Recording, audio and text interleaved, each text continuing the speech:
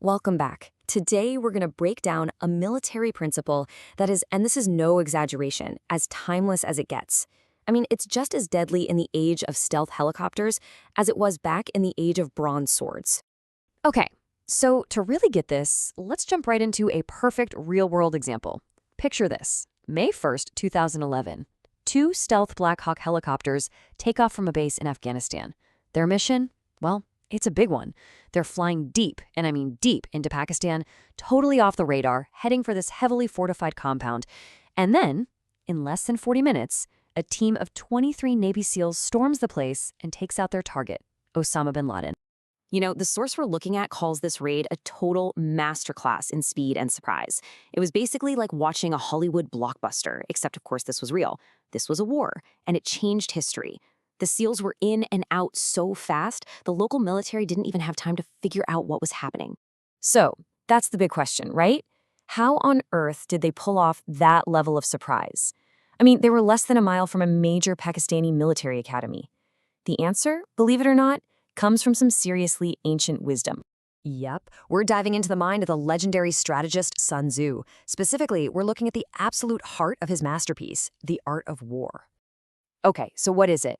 It's this simple, two-part idea that is just devastatingly effective. It's not just about the physical fight you see. It's about psychological warfare. The whole point is to create this state of utter shock, to completely shatter your opponent's will to fight by hitting them exactly where and when they feel the safest, when they are totally 100% unprepared. Now, to really see just how powerful this is, we've got to travel back in time. We're talking 2,500 years ago, to a battle where Sun Tzu himself put his own theory to the test. So Sun Tzu is leading the army of Wu, and he is massively outnumbered. He's working with just 30,000 soldiers. And who are they up against? The Chu army, a force of 200,000. So let's do the math here. That's more than 6 times his army's size. A straight-up, head-on fight? Yeah, that would have been complete suicide. So here's where it gets really clever. Everybody, and I mean everybody, even his own generals, expected them to take the slow, predictable route, a boat journey up the river. But Sun Tzu knew better. He said, in warfare, speed is paramount. So what did he do? He chose a brutal, completely unexpected land route right through the mountains, striking directly at the enemy's heartland. And the result? Well, it was a textbook execution of the principle. By showing up where they were least expected, Sun Tzu's tiny force just shattered the unprepared Chu army. They won 5 straight battles and ended up capturing the capital. Just brilliant. Okay, so we've seen this ancient strategy work wonders, even in the modern bin Laden raid. But here's the twist. The author of our source material argues that this entire concept, its very existence, is now under threat. Think about it. We live in an age of social media, right? The author points out that keeping anything a secret has become a huge challenge. You've got well-meaning enthusiasts posting photos of secret test flights online. You have foreign companies setting up shop right next to sensitive military bases. The world is basically blanketed in potential cameras and listening devices.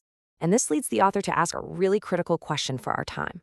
If everything a military does, every preparation, every movement, is visible to the entire world, how can you possibly have surprise? The very foundation of Sun Tzu's strategy is suddenly on shaky ground. It could become totally obsolete. So what's the big takeaway from this warning? According to the author, it's that national defense isn't just a job for the military anymore. In this new age, it requires a mindset of vigilance from every single citizen. And to really drive this point home, the author gives us one last really striking example. It's a look at a nation where this idea of collective defense is just part of the culture. All right, I want you to picture this scene. It's June 5th, 1982. We're at a beach in Tel Aviv, Israel. It's a perfect day. The sun is shining. The beach is absolutely packed with people swimming and sunbathing. A totally normal, peaceful day. And then, suddenly, that peace is shattered. Loudspeakers all over the beach crackle to life. Radios, TVs, all across the entire country, they start broadcasting a series of military unit numbers. It's a secret mobilization order, but it's being announced out in the open. So what happens? The response is instant, and it's total.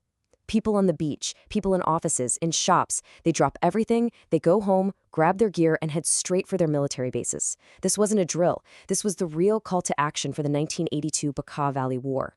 and it shows a society that can switch from peace to a war footing in the blink of an eye. The author uses this as a powerful answer to that modern problem of secrecy we were talking about. In this model, you see, preparedness isn't just the military's job. It's a shared social contract. Every single citizen knows their role. And that creates a nation that can move with incredible speed and decisiveness, maintaining that crucial element of surprise even in a world where everyone is watching. So, from ancient China with Sun Tzu to modern-day SEAL Team 6, the power of surprise is just undeniable. But as our source makes crystal clear, the whole idea of attacking the unprepared only works if you can actually be unexpected in the first place. And in our hyper-connected, share-everything world, protecting that ability, well, that just might be the biggest challenge of all.